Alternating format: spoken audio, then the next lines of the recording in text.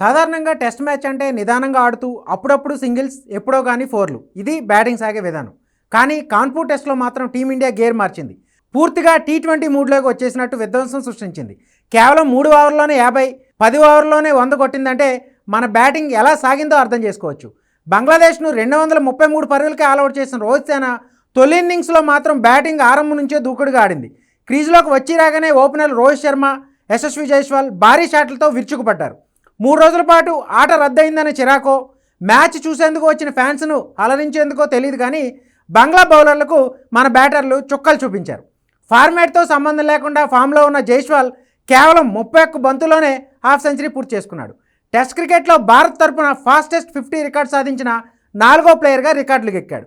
ఈ మ్యాచ్లో భారత్ 50 పరుగులను 3 ఓవర్లోనే అందుకుని రికార్డు సృష్టించింది. అలాగే టెస్టుల్లో ఫాస్టెస్ట్ టీమ్ 100 రికార్డును కూడా నెలకొల్పింది. గతంలో విండీస్పై 12.2 ఓవర్లలో 100 పరుగులు చేసిన టీమిండియా ఇప్పుడు ఆ రికార్డును బ్రేక్ చేస్తూ కేవలం 10.1 ఓవర్లనే దాన్ని అందుకుంది. అలాగే ఓ క్యాలెండర్ ఇయర్లో అత్యధిక సిక్సర్లు కొట్టిన జట్టుగాను రికార్డు సృష్టించింది.